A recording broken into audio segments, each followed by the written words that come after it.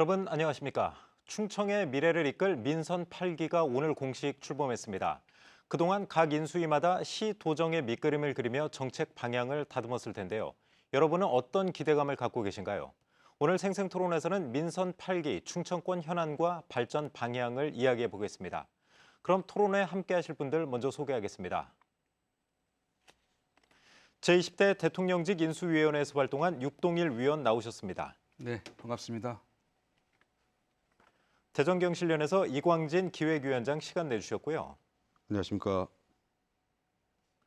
다음은 산업연구원의 정윤선 부연구위원 자리하셨습니다. 안녕하세요. 마지막으로 단국대 정책경영대학원 이희성 교수와 함께하겠습니다. 안녕하세요. 그럼 준비된 영상 보시고 본격적인 토론 이어가겠습니다.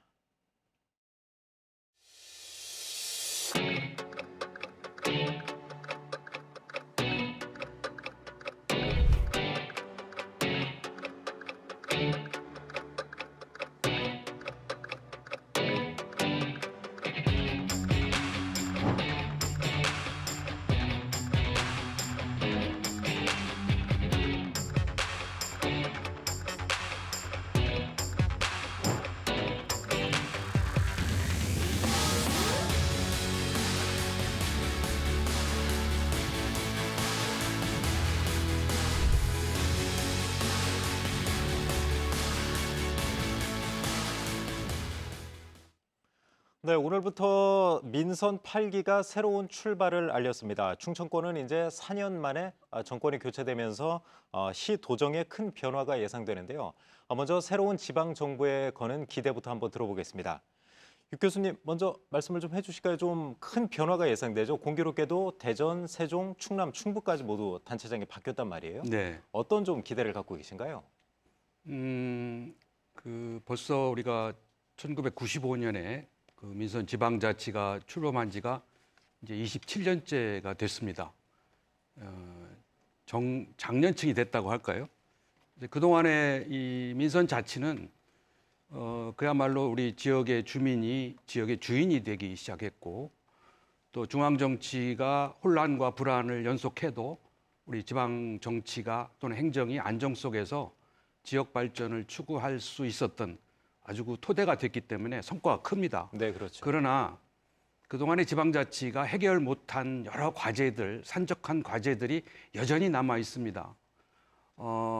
지방선거도 아직은 정상 궤도에 못 올랐을 뿐만 아니라 이 지방자치를 통해서 지역의 균형 발전이라든지 또 주민이 체감할 수 있는 성과를 내는 문제, 또 지방의회와의 서로 견제와 균형, 이런 점들은 아직 정립이 안 됐기 때문에 가야 할 길은 아직 남아 있습니다. 네. 특히 이번에 민선 8기가 시작된 이 환경이 대단히 어렵습니다. 국가적으로도 지금 고물가, 고환율, 고실업 이러한 그 경제난에 지금 봉착해 있고요. 또 에너지 위기, 또 식량 위기 이런 것들이 갑자기 겹쳐 있기 때문에 민선 8기가 정말 여러 가지 의욕을 갖고 해도 우리에게 닥친 환경이 상당히 어렵다는 지금 숙제가 있고요. 맞습니다. 특히 우리 지역도 인구가 감소하고 있고, 또 지역 경쟁력이 강화돼서 수도권과 경쟁해야 되고, 또 그런 점에서 메가시티를 또 건립해야 되는 숙제도 남아 있고요. 산적한 과제들이 남아 있습니다. 끝으로 그동안에 우리가 선거를 통해서 흩어진 시민들 간의 화합과 통합을 이루어서 민선 8기를 반드시 성공으로 이끌어내야 될 대단히 중요한 과제들이 남아있기 때문에 기대도 높지만 또 한편 여러 가지 우려도 되고 있습니다. 알겠습니다. 이희성 교수님께 좀 여쭤볼게요. 지역에서 이제 정치평론도 하시고 아주 활발하게 활동하시는데 아무튼 큰 변화가 있기 때문에 이 지방정부 민선 8기에도 좀 큰 변화가 분명히 있겠죠? 지금 대내적으로 굉장히 어려운 환경 속에서 이제 민선 8기가 오늘 출범을 하게 됐습니다. 먼저 좀 축하를 드리고요. 앞서 육 교수님 말씀하셨다시피 과제가 산적해 있습니다. 이런 과제들을 푸는 데 있어서 행정가로서의 어떤 단체장의 역할도 중요하지만 정치적 영역, 특히 정무적 영역에서 굉장히 중요하다는 생각이 들고요. 또 4년 만에 전체적인 충청권의 단체장들이 이렇게 변화되다 보니까 이전 민선 7기와의 어떤 행정 연속성, 그리고 또 차별화에 대한 부분들이 또 불거져 나올 텐데 이러한 부분에서 앞서 말씀하신 것처럼 서로가 이제 분열보다는 좀 더 함께 갈 수 있는 어떤 협치의 모델을 좀 만들었으면 하는 바람이 있고요. 가장 또 현실적으로는 지금 코로나로 힘들게 지내왔던 그 민생에 대한 회복을 또 이루어야 되는 그런 과제가 있고 그와 더불어서 균형 발전이라는 부분도 굉장히 중요한 것 같습니다. 아무튼 민선 8기 오늘 출범을 했기 때문에 우려보다는 기대의 마음이 큽니다. 지금 육 교수님과 이제 그 이 교수님 두 분 다 이제 협치 또 선거 과정에서 발생했던 그런 갈등 해소 그 부분 좋은 말씀을 또 해주신 것 같아요. 그런 봉합이 필요하다고. 그 이광진 위원장님은 좀 어떻게 보시나요? 이제 시민단체에서 올해 활동하셨는데 기대감이 또 다른 측면에서도 있을 것 같아요. 글쎄요, 뭐 일단 기대감은 뭐 저도 뭐 크게 다르지는 않다 이렇게 좀 말씀드릴 수 있을 것 같고요. 어떻게든 민선 8기가 새롭게 출발했는데 또한 거는 기대도 있고 축하도 드립니다. 앞에서 두 분께서도 말씀해 주셨지만은 지금 상당한 위기 상황이거든요. 뭐 대내외적으로는 코로나19 때문에 이어졌던 어떤 그 생활과 관련된 밀접한 문제들이 있고 또 우크라이나 전쟁으로 인한 또 어떤 글로벌 위기도 있고 네. 이것들이 지금 복합돼 있는 상황이기 때문에 어떻게든 이번 선거를 통해서 당선이 됐는데 선거 과정 속에 나타났던 공약들 이게 이제 평가받은 거라고 생각되거든요. 네. 그렇다면은 이것들을 구체적으로 지역의 의제로 만들고 그 로드맵을 통해서 시민들한테 이것들을 제시해 줌으로써 어려운 상황 속에서 시민들이 새로운 희망을 좀 가졌으면 하는 이제 그런 바람이고 앞에서 두 분 말씀하신 것처럼 저도 똑같은 게 뭐냐면은 어떻게 했든 주민들이 최근에 어떤 이런 참여 의식이 높아지고 있기 때문에 주민들이 소통할 수 있는 구조를 이거 제대로 만들어야 되겠다 네. 하는 거고 우리 사회가 국가적으로도 이제 갈등 양상을 보이겠지만 지역 내에서도 이제 갈등들이 일어나기 때문에 이것들을 어떻게 극복할 것인지 그 시스템들을 좀 만들어내는 것들이 필요하지 않나 이렇게 생각을 합니다. 네, 좋은 말씀 해주셨고요. 정 박사님 좀 어떻게 보세요? 이제 민선 8기 오늘 출범했는데. 일단 먼저 오늘 취임하신 세 분의 단체장님의 취임을 축하드립니다. 그리고 지난 4년 동안 지역 발전을 위해서 해주신 전임 단체장께도 감사의 인사를 전합니다. 우리나라는 지금 현재 그 수도권 집중 그리고 지역 과소화가 상당히 빠른 속도로 진행되고 있습니다. 충청권도 그 예외는 아니고요. 가까이 예로 보면 충청권의 거점 대학인 충남대학교와 충북대학교가 정원을 채우지 못하고 있습니다. 네. 그 이외에도 첨단 산업들의 집중 수도권이나 해외로 많이 이전을 하고 있고요. 그래서 이번 민선 8기에는 이런 수도권 집중, 수도권 의존도를 낮추고 지역 경제권의 강화, 지역 경쟁력의 기반 강화가 무엇보다 우선시 되어야겠다. 그래서 춘향권의 단체장이 서로 연대해서 힘을 합해서 살기 좋은 충청권, 그 살기 좋은 지역이 될 수 있도록 기업하기 좋은 지역이 될 수 있도록 그 기반을 마련하는데 좀 최선을 다해 주셨으면 좋겠다라는 바람을 조심스럽게 전해드립니다. 네. 뭐 이분들 다 선거에 어렵게 이겨서 이제 오늘 취임하고 이제 좋은 날이지만 사실 좋아할 수만은 없는 거네요. 지금 보면 이제 정신 바짝 차리고 이제 뭐 그런 쪽으로 이제 뭐 그 기업체 유출이라든가 이제 대학교 충원 그런 문제도 좀 신경을 좀 써야겠네요. 그럼 이제 일단 본격적으로 지역별 현안에 대해서 좀 말씀을 좀 나눠보겠습니다. 먼저 대전인데요.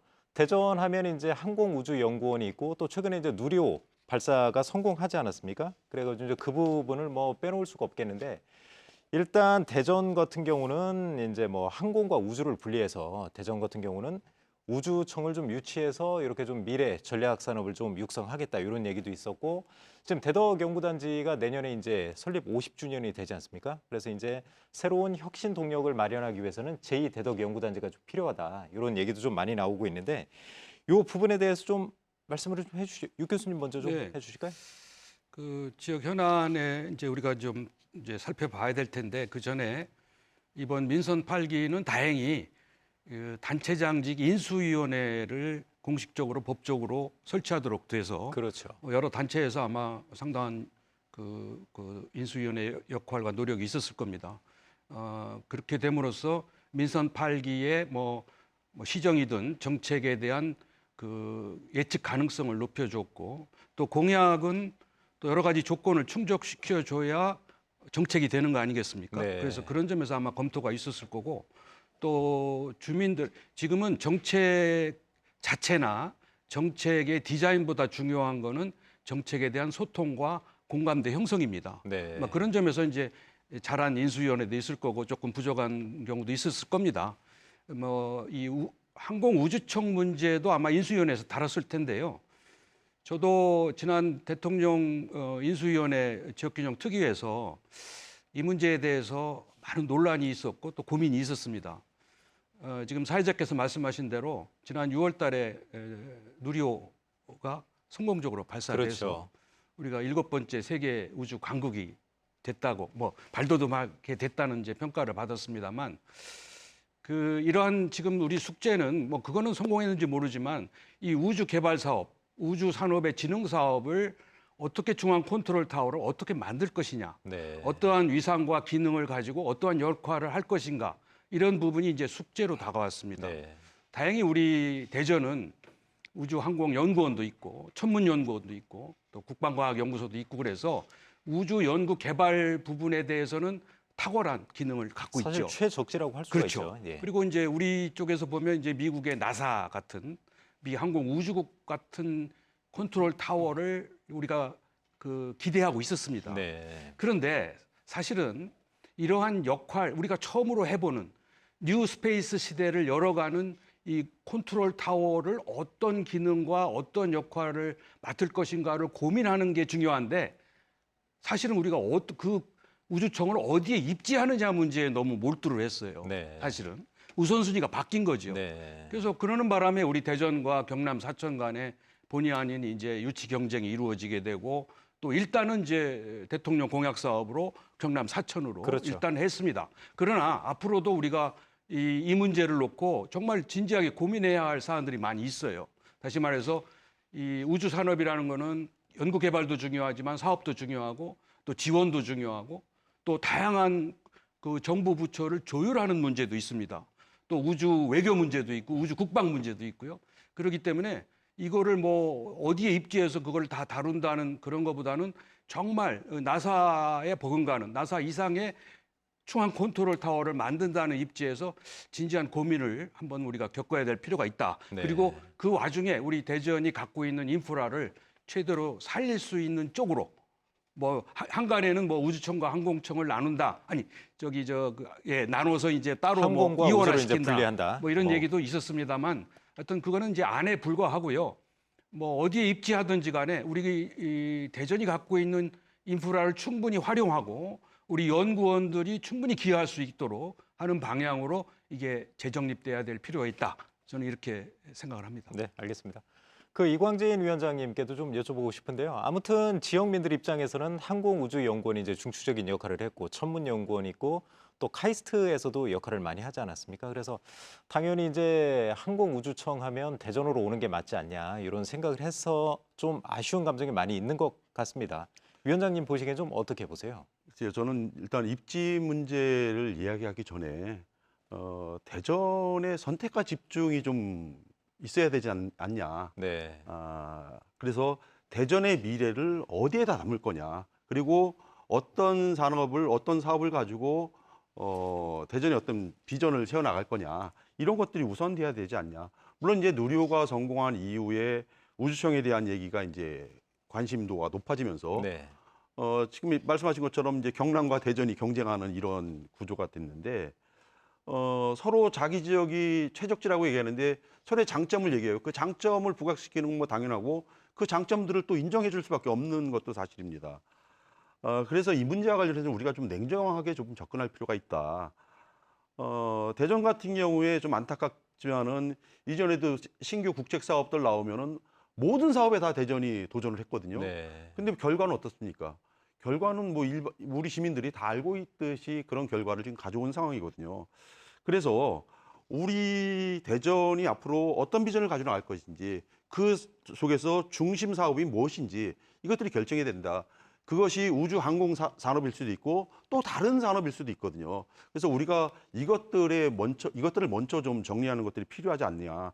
그리고 일부에서는 지금 이걸 둘로 나누자 얘기를 하는데 이거는 좀 말도 안 되는 소리 아니냐. 네. 왜냐하면은 항공과 우주 산업은 뗄래야 뗄 수 없는 것이고 두 가지 산업이 함께 있어야지 시너지 효과를 내서 더 많은 부가를 낼 수 있거든요. 근데 이거를 뗀다는 것은 말도 안 되는 거기 때문에 이건 좀 심각한 우리가 내부 고민도 좀 필요하지 않나 생각이 들고요. 저는 오히려 제2연구산업단지들 얘기가 나오는데 이 부분에 좀 집중할 필요가 있지 않나 이런 좀 생각도 가져봅니다. 우리가 이제 융합연구 촉진을 하고 이것들을 통해서 사업화를 해서 미래 먹거리를 준비하겠다는 건데 대전 나름대로의 장점들이 있고 대전에서 이런 성과들이 축적돼 있거든요. 그렇다면은 타 지역과 차별화하면서 이것들을 부각시키고 이것들을 사업화시키는 그래서 이거를 우리의 미래 먹거리로 만들어 나가는 이런 것들에 오히려 집중하는 것들이 더 바람직하지 않을까 이런 좀 생각해 봅니다. 그 이 위원장님, 네, 한 말씀을 가지만 첨언을 말씀을 하면요. 하시죠. 저는 뭐 충분히 우리 이광진 위원장에 동의를 하는데 또 우리 대전은 분명히 충분한 인프라를 가지고 있다 우리는 자부하고 있잖아요. 네. 그런데 그 대통령 인수위원회에서 제가 항상 그 토의 과정에서 비화를 좀 말씀드리면요. 경남이나 영남, 호남은 말이죠. 우리 대전을 수도권으로 보고 있습니다. 우리는 비수도권에 우리는 시작으로 대전을 생각하잖아요. 항상 수도권에 우리는 뭘 빼앗기고 불균형 입장에서 우리가 고민하는데 영남, 호남은 대전을 수도권의 끝으로 보고 항상 우리 대전이 혜택을 보고 있는 것으로 그렇게 평가를 하고 있어요. 그런 점에서 이를테면 항공우주청은 당연히 이 경남으로 가야 될 뿐만 아니라 방위사업청조차도 왜 대전이어야 하느냐. 이것도 내려와야 된다. 이런 이야기까지 하고 있기 네. 때문에 앞으로 민선 8기에서는 우리 대전시가 정말 이 수도권과 비수도권의 그 틈바구니 속에서 이 문제를 어떻게 해결해야 될지도 한번 고민해봐야 되는 그러한 입장에 놓여 있습니다. 여전히 이제 뭐 그런 그 지역 입지나 그런 뭐 논리, 뭐 객관적인 논리도 중요하지만 사실 그런 국책 사업에서는 정치적인 또 영향력도 중요하지 않습니까? 어떻게 좀 이장우 시장 그 영향이 된다고 보세요? 그런 노력이 필요하죠. 뭐 이장우 시장 당선자 시장이지 오늘부터 그렇죠. 이제 그러한 추진력은 가지고 있습니다. 네. 뭐 그동안에 또 국회의원도 재선했었고 하니까 그런 기대는 합니다만 지금은 지도자의 역량 못지않게 중요한 거는 우리 시민적인 결집, 시민적인 공감대 형성으로 같이 힘을 보태서 한 목소리를 내는 게 더 중요하다. 근데 그렇게 시장은 추진력이라고 하는 거는 자기가 뭘 돌파하는 것보다는 이 다양한 의견을 결집시켜서 하나로 묶는 그게 저는 더 강한 추진력이라고 보고 있습니다. 네, 알겠습니다. 그 대전 현안하면 이제 또 온통대전을 빼놓을 수가 없어요. 최근에 이제 보도 보고 깜짝 놀랐는데 저 같은 경우도 온통대전을 카드를 많이 사용을 하면서 혜택을 많이 보거든요. 근데 캐시백 예산이 거의 이제 80% 정도가 올해 것이 이제 소진이 됐다. 그래서 중단이 될 수도 있다. 그런 얘기를 듣고 여러분이 아주 당황을 하셨을 것 같은데 일단 인수위 차원에서 이제 지난주인가 발표를 했었죠. 연말까지는 혜택을 유지하겠다. 이광진 위원장님, 이런 일은 왜 벌어진 걸로 좀 보시나요? 글쎄요. 일단은 우리가 뭐 지역화폐라고 얘기를 하는데 저는 언론에서라도 좀 공식 명칭을 사용했으면 하는 그런 네. 바람입니다. 이게 지역화폐라고 우리가 얘기는 하고 있지만은 공식적인 명칭은 지역사랑 상품권이거든요. 지역사랑 상품권이 공식 명칭인데 뭐 상품권을 지자체가 발행한다 이러면 좀 하니까 잠깐만 지역화폐라 해서 이게 자칫 잘못하면 지역화폐가 이게 지역화폐구나 이게 시민들이 오해할 수가 있는데 그래서 언론에서라도 좀 제대로 좀 사용을 해줬으면 하는 그런 바람이고요. 네. 이게 어떻게든 지역의 중소상권을 통한 소비를 좀 촉진해서 지역 경제를 좀 활성화시키자. 너무 이제 코로나 상황이나 이런 상황에서 어렵다 보니까 이런 상품권을 이제 만들게 됐는데요. 문제는 이 사업을 하는 데 있어서 엄청난 예산이 투입된 데 있습니다. 사실 처음에 이제 시작된 지역은 이제 경기도나 이런 지역에서 시작이 됐는데요. 이것이 사업을 시작하면서 이제 캐시백을 주니까 이게 쉽게 얘기하면 할인이잖아요. 네.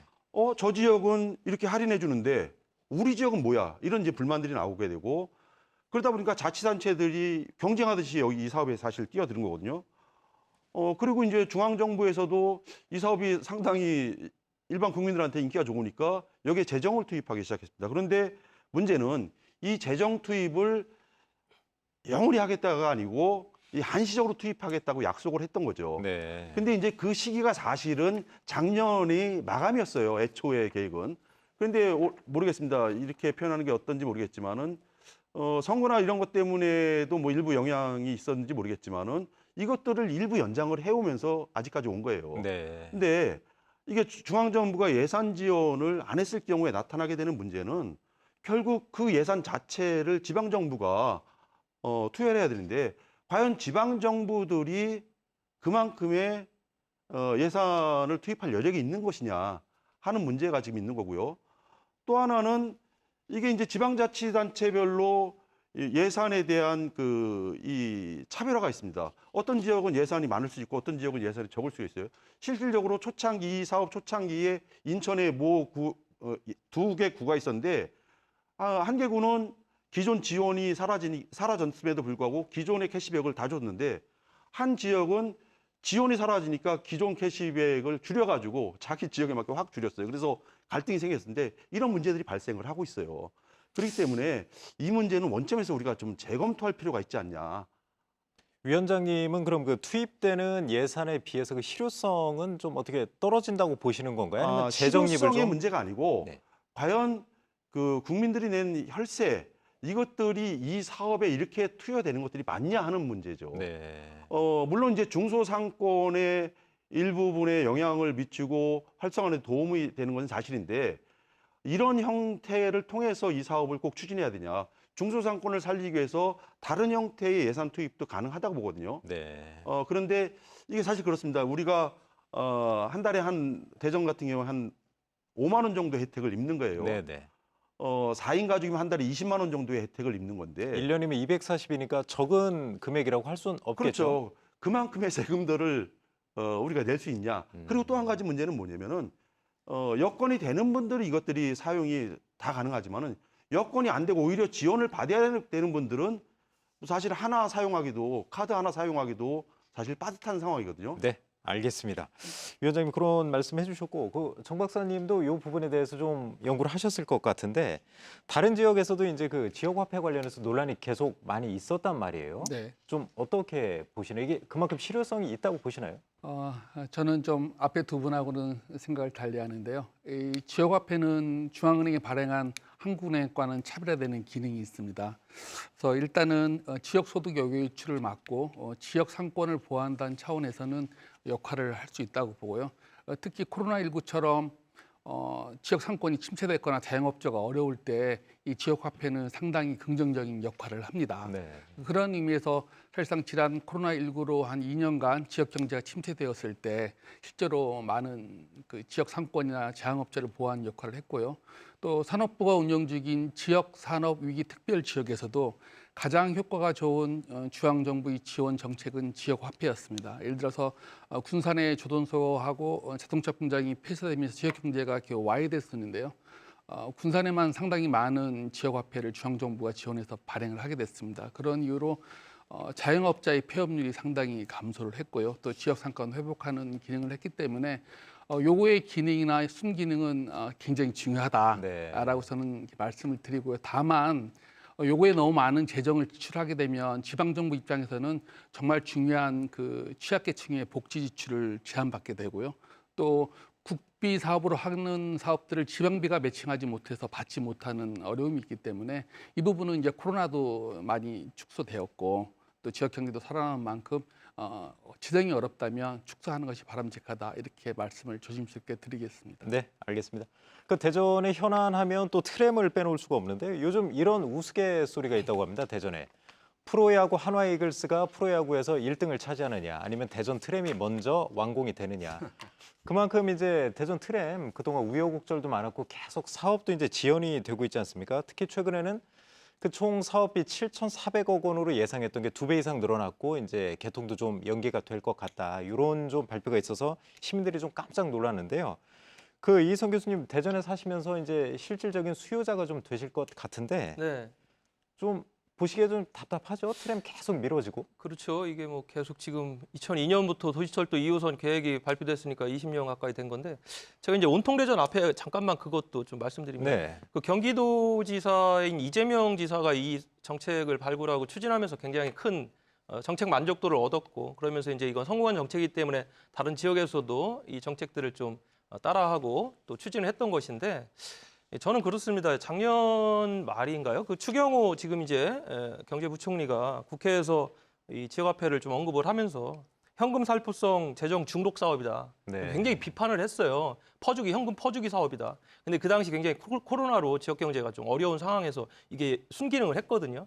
결국은 그러면서 이제 대선이 끝난 이후에 정치 지형이 바뀌고 특히 지방선거 이후에 정치 지형이 바뀌면서 이 사업에 대한 일종의 좀 공격성, 편가르기 같은 좀 차별화적인 그런 부분으로 이 정책을 좀 파고든 것 같아요. 네. 그래서 사실 저도 뭐 온통대전을 사용하고 있습니다만은 주변에 많은 분들이 이걸 사용하는 분들은 굉장히 좋다.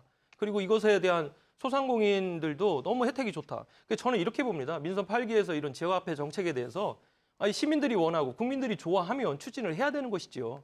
이것을 어떤 다른 관점으로 바라보면 저는 안 된다고 보여지고 트램 역시 마찬가지입니다. 우리가 트램이 이렇게 어느 정도 가시화되는 과정은 우리 누구나 다 아실 거예요. 예타 사업에서 이제 면제 사업으로 되면서 이제 추진 동력을 확보한 것이고 사실은 예타 통과가 어렵다라는 것 때문에 트램을 1단계, 2단계 좀 나누어서 대전시에서는 추진을 하려고 했는데 이게 이제 문재인 정부에서 예타 면제로 되면서 이제 동시 추진하면서 누가 봐도 당연히 사업비가 늘 거는 다 알고 있었어요. 노선도 변경됐죠. 그리고 또 그 차량에 대한 변경들 다 알고 있었는데 저는 이게 문제가 뭐냐면 인수위에서 이 부분을 뭐 시민을 속였다, 뭐 사기쳤다, 막 이런 강경한 언어로 나오면서 그러면 이것을 바라보는 시민들은 그럼 도대체 어쩌라는 것이냐 이렇게 이제 붕 떠버린 거예요. 발언이 좀 강하긴 했었죠. 예, 그래서 이걸 인수위는 이전에 민선 7기의 업무들을 정확히 판단하고 분석해서 보고서로 담고 민선 8기가 출범하면서 그거에 대한 자료를 제공하면서 민선 8기의 정책으로 이어지도록 해야 되는 역할임에도 불구하고 인수위에서 이 부분을 너무 강하게 어필을 하다 보니까 지금 트램이라는 이게 어떻게 보면은 본질적인 사업 영역이 아니라 정치적인 좀 이슈가 돼버리는 이런 상황으로 갔다라는 게 좀 아쉽다는 것이죠. 저는 이렇게 네, 봅니다. 유 교수님. 지금 우리 대전은 교통도시 아닙니까? 네. 교통도시로 발전했고 지금 대전의 침체도 교통도시의 복원해서 풀어야 된다고 저는 늘 강조했습니다. 근데 이 도시 트램 문제는 진짜 이거는 행정의 난맥상을 아주 여실히 보여주는 실정입니다. 아까 말씀드린 대로 정책은 다 나름대로의 장단점이 있고 그 긍정적인 측면과 부정적인 측면이 있습니다. 그런데 이 도시 트램이 이렇게 오락가락 우왕좌왕해서 지금 20년째 이렇게 되면서 그야말로 사업비도 2배로 뛰었기 때문에 사업비가 15%가 오르면은 적정성 검사를 따로 또 받아야 됩니다. 여기까지 오게 된 이유는 이 중요한 이 시 정책의 문제를 주민들에게 충분히 설득하고 이해시키고 주민들의 공감을 받아서 결정을 안 하고 이건 일부 정치 지도자, 행정 지도자가 손가락 뒤집듯 바꿨기 때문에 이런 결과를 가져오게 된 겁니다. 그러니까 이건 뭐 인수위에서 해결할 문제도 아니고요.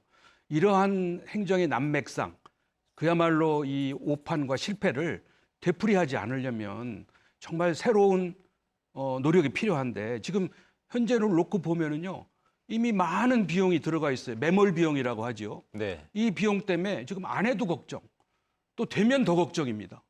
지금 우리 1호선만 해도 연간 적자가 100억, 200억이 네. 시내버스 적자도 또 그렇게 됩니다.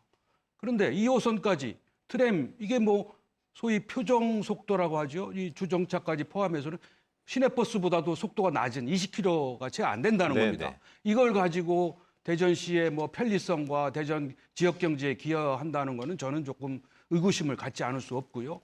아무튼 이 문제를 해결하기 위해서는 특단의 조치도 필요하고요. 더군다나 2호선도 이렇게 헤매고 있는데 여기에 3, 4호선도 같이 병행해서 한다는 거는 이건 굉장히 위험한 발상입니다. 알겠습니다. 그런 점에서 이번 기회에 우리 시민들과 한번 툭 터놓고 이 문제를 정말 시민들에게 의견을 구해서 결정하는 것이 이제 바람직하다고 저는 그렇게 봅니다. 알겠습니다. 뒤 이광진 위원장님께도 좀 여쭤보고 싶은데 결국 이제 사업비도 갑자기 이제 늘어나고 이제 속도 논란도 나오고 결국 이제 이런 문제를 자꾸 공론화시키는 게 혹시 대전시 현 이제 대전시가 트램에 대한 의지가 없는 것 아니냐, 결국은 트램을 안 하려고 하는 거 아니냐 이런 얘기도 나오고 있단 말이에요. 전망은 좀 어떻게 보시나요? 그러니까 우리가 좀 객관적으로 좀 바라볼 필요가 있다 생각이 듭니다. 뭐 앞에서도 잠깐 얘기가 나왔지만은 이게 예타 면제를 받은 사업이에요. 예타 면제를 받았는데 지금 이제 다시 평가를 받아야 되는 상황을 우리가 맞이한 겁니다. 근데 예산을 줄였던 이유가 뭐였습니까? 그 예산을 그대로 놓으면 예타 통과가 될 수 없었기 때문에 예산을 줄여놨던 거예요. 네. 그런데 그것보다도 오히려 또 증가한 예산이 지금 나왔어요. 사실 냉정하게 얘기하면은 이 사업 중단된 것이다, 백지화된 것이다 이렇게 보는 게 사실 객관적인 거죠. 네. 그러면은 이게 현실이 이런데 그 자치단체장이나 행정에서 우리 이거 계속 추진하겠다. 이건 사실 시민에 대한 기만이라고밖에 생각이 안 듭니다. 그래서 있는 사실을 시민들한테 그대로 알리고 어떤 대안을 우리가 새롭게 만들어낼지에 대해서 시민들과 함께 소통하는 게 중요하다.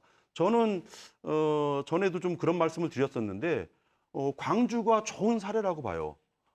광주 같은 경우에도 사실 도시철도 2호선과 관련해서 많은 논란이 있었어요. 반대하는 측면, 찬성하는 측면. 근데 이분들 중에서 대표들을 한 300여 명 뽑아가지고 이분들에 대해서 교육들을 지속해 나가고 마지막에는 2박 3일 동안 워크숍을 하면서 그 속에서 토론을 해서 사업을 한다 결정을 네. 했고, 사업을 하면 어떤 형식으로 할 거냐 이거까지 결정을 했거든요. 사실 이런 과정을 통해서 우리가 사업들에 이제는 접근해야 된다. 그 좋은 하나의 사례이기 때문에 우리도 좀 그런 어떤 노력들이 필요하지 않나 이런 좀 생각을 해봅니다. 알겠습니다. 일단 일종의 그 정리하는 절차는 좀 있어야 될 것 같습니다. 그동안 이제 트램 때문에 용역도 여러 번 했었고 언론 보도도 몇 년간 이제 큰 그 헤드라인을 많이 차지했었잖아요. 갑자기 트램을 안 하겠다 이렇게 하긴 좀 어려울 것 같고 아무래도 공론화 절차를 좀 거치고 시민들에게 투명하게 이제 설명하고 그리고 정리하는 좀 단계가 있어야 할 것 같습니다. 뭐 너무 대전 쪽 얘기만 하는 것 같아서 세종으로 좀 넘어가 봐야 할 것 같은데요. 그 세종 같은 경우는 KTX 이제 세종역 문제가 시끄럽다는 말이에요. 이제 최민호 시장 같은 경우도 4개 시도지사가 공동 건의하는 방식으로 한번 추진하겠다 이렇게 했지만 김영환 충북지사 같은 경우 며칠 전에 기자실 불쑥 찾아와서 이런 얘기를 했습니다. 절대 KTX 세종역 안 된다. 오송역이 죽기 때문에 충북 입장에서 받아들일 수 없다. 이렇게 얘기를 했는데 그 정 박사님 한번 말씀을 좀 해주시겠어요? 이에 대한 견해가 좀 어떻습니까? 지금 갈등 상황이 될 수 있단 말이에요. 그 국가가 지역 사업을 하면서 혹은 지역이 지역 발전 사업을 하면서 가장 어려운 게 지역 간 갈등입니다. 그래서 이 갈등을 어떻게 해결하느냐, 두 지역 간 이해가 상충될 때 어떻게 하느냐가 가장 중요한 문제인데요. 대부분의 갈등이 이게 봉합이 되지 않습니다. 뭐 이제 가장 가까운 예로 우리가 남공주 KTX역 혹시 가보셨습니까? 네. 이게 이제 KTX역의 위치를 두고 논산시와 공주시 간의 다툼이 있어서 그 중간에 역을 설립해서 지금 남공주 KTX역은 뭐 사실상 유령역이나 다름이 없거든요. 그래서 이 문제가 똑같은 문제가 지금 세종역에도 세종과 충북 간의 갈등으로 이제 번지고 있는데요.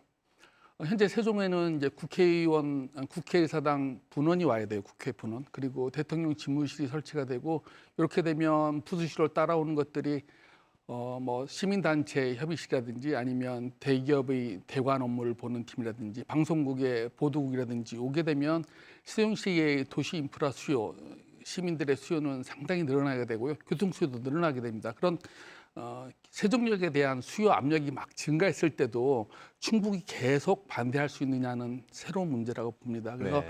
물론 지역들 간의 갈등이 있어서 세종역이 반드시 필요함에도 불구하고 지금 현재 존재하지 않는데요. 이 문제가 도시가 성장하고 그런 갈등의 압력이 서로 상충되는 또 하나의 압력이 형성된다면 세종시 KTX역은 멀지 않은 미래에 설치가 가능할 것으로 이렇게 보고 있습니다.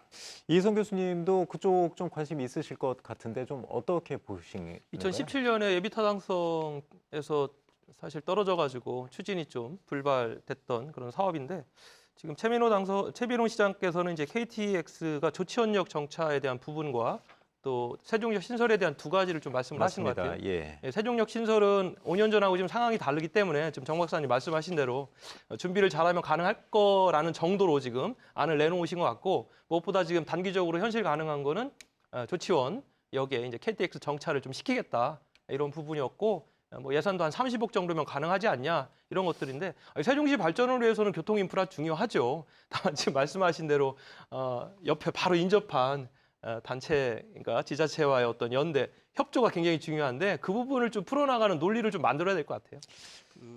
예, 육 교수님 한번 말씀해 주시죠. 세종시는 단순한 신도시가 아니지 않습니까? 네. 세종시는 국토균형 발전의 거점 도시 역할을 부여받았고 또 이제 그 행정 수도가 되기 위해서는 충청권의 공조가 필요한 그러한 도시입니다. 네. 그런데 그런 점에서 보면은 이 충청권 세종시 문제라든지 조천역 정차 문제 이런 거는 반드시 충청권의 공감대 형성이 필요합니다. 네. 상생 발전을 위해서. 그냥 단순히 세종시만의 발전을 위해서 이 문제를 강행한다면 정말로 이 행정 수도를 입법화하고 여러 가지 명분을 갖추는 데 있어서 어려움을 갖게 됩니다. 네. 근데 세종역 문제는 지금 충북이 반발, 오송역을 이미 갖고 있기 때문에 충북 같은 경우는 아주 공식적으로 반대를 하고 있죠. 당연하죠. 지금. 네. 국토균형 발전 차원에서 충북이 반대를 하고 있고 또 마찬가지로 우리도 이제 충청권 광역 철도망을 구축을 해야 되는데 논산에서 청주 공항까지. 근데 지금 1단계 사업도 논산에서 신탄진까지 사업도 지금 연기되어 있는 상황입니다. 네. 또 이어서 조치원 신탄진에서 조치원에 이어지는 사업 광역철도 2단계도 사실은 그게 지금 그 각 지나가는 자치단체의 건설비 분담 문제로 합의가 안 되고 있습니다.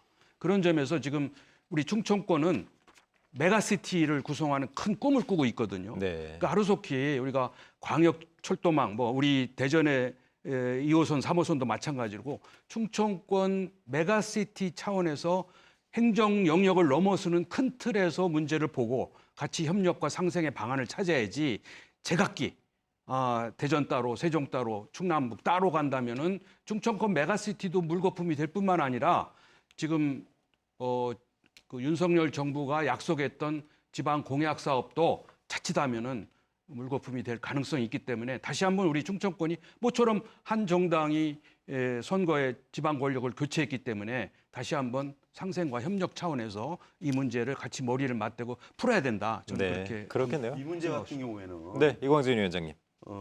사실 애초부터 갈등이 생길 수밖에 없는 구조를 가지고 왔다. 네. 뭐냐면은 오송에서 우리가 호남선이 붕괴했잖아요. 네. 그 자체가 정치적 판단에 의한 결정이었기 때문에 맞습니다. 결국 이런 부작용을 가져올 수밖에 없었기 때문에 이제는 정부가 명확한 자기 원칙을 가지고 추진해야 된다.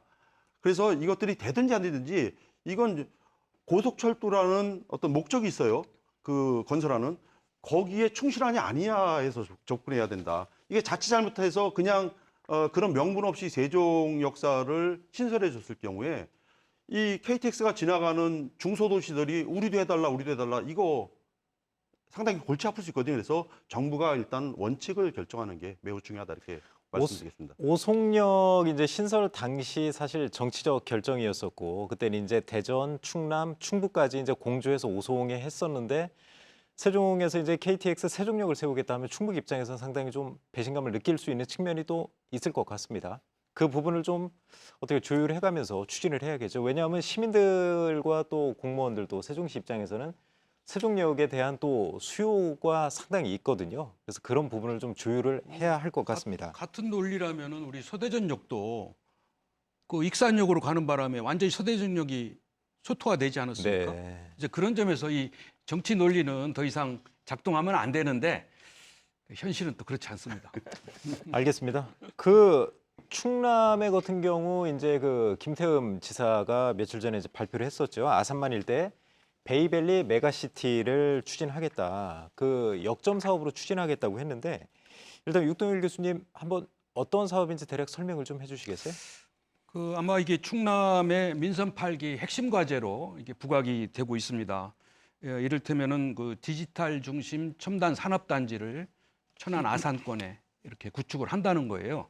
그래서 충남이 그동안 뭐 제조업이나 이런 부분에서는 강세를 보였습니다만 이제 그동안 뭐 경쟁력 부분도 좀 뒤지고 또 새로운 첨단 산업이 필요한 시점에 뭐 적절하게 잘 구상한 그런 클러스터라고 볼 수는 있습니다.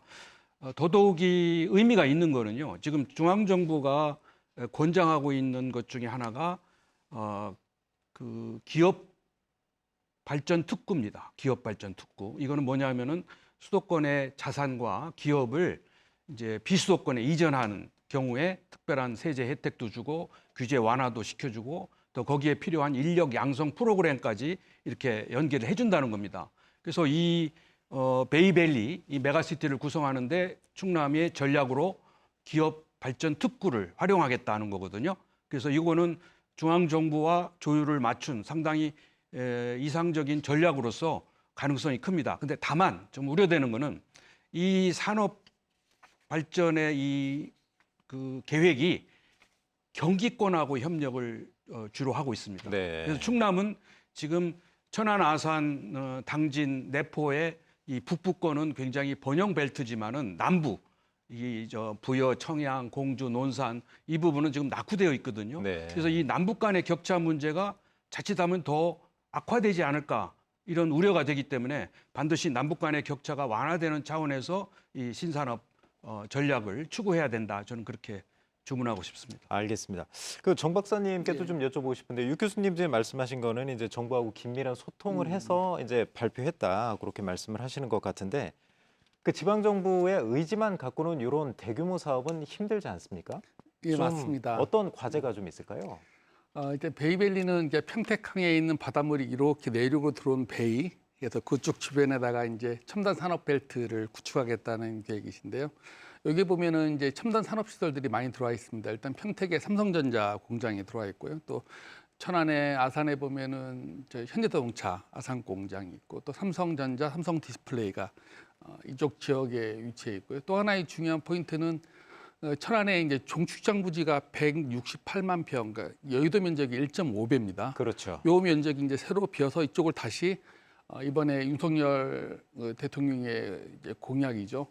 첨단 국가 산업단지화 하겠다. 그래서 요 지역 전체가 보면은 첨단 산업화 지역으로 이렇게 묶여지게 됩니다. 근데 이게 예산이나 규모로 봤을 때 지방 정부 하나로만 할 수 있는 게 아니고요.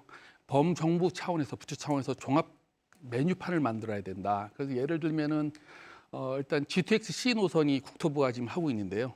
요거를 천안이나 아산까지 이렇게 연계하는 방안은 충청남도, 경기도가 국토부하고 협의를 해야 되고요. 또 이 지역에 자유롭게 연구하고 개발할 수 있는 규제개발 특구는 중기부하고 연계를 해야 되고요.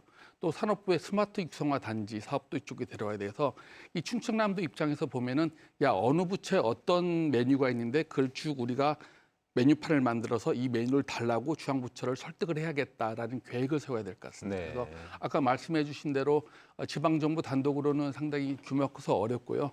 중앙정부에 있는 사업들을 이쪽에 집중 유치할 수 있는 그런 힘센 능력을 한번 보여주셔야 되지 않을까 이렇게 생각을 합니다. 네, 감사합니다. 그 유 교수님께 이 부분을 좀 여쭤보고 싶어요. 충청권 지방은행 관련해서 관심이 많으신 걸로 제가 알고 있는데요. 네, 네.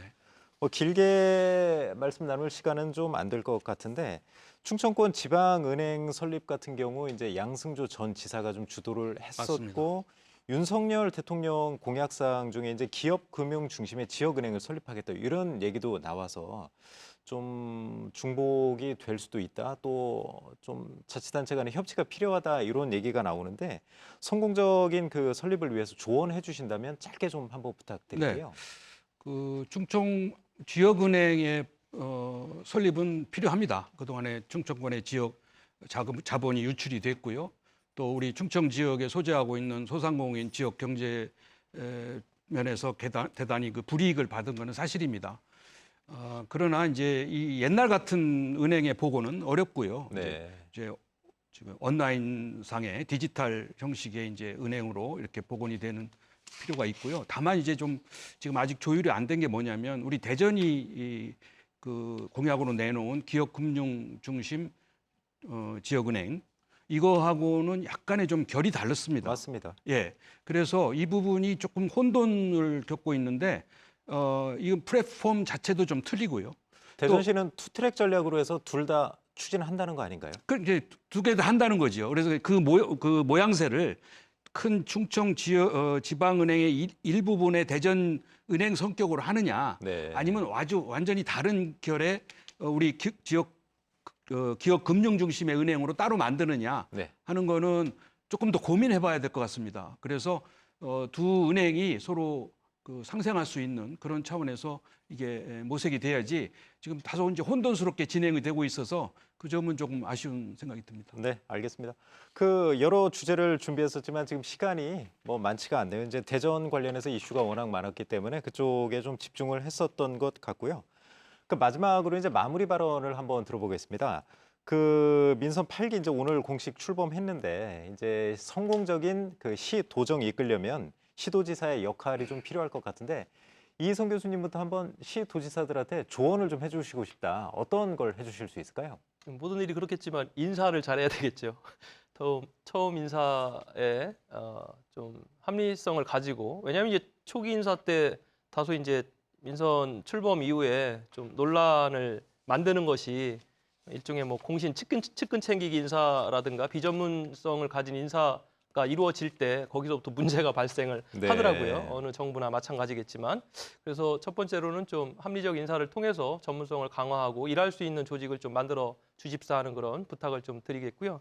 또 한 가지는 지금 원희룡 국토부 장관이 인터뷰에서 그 인위적인 중앙기관을 지방으로 이전하는 거에 대해서 좀 반대 의견을 냈더라고요. 그래서 지금 혁신도시 시즌2에 대한 기대가 지역에서 굉장히 큰데 이 부분에 대한 물꼬를 좀 빨리 초반에 힘 있을 때 좀 터서 이거에 대한 결과들을 좀 만들어내 주십사 하는 것도 좀 부탁을 드리겠습니다. 네, 알겠습니다. 정 박사님도 말씀해 주시는데 30초만 좀 부탁드리겠습니다. 예, 예. 짧게.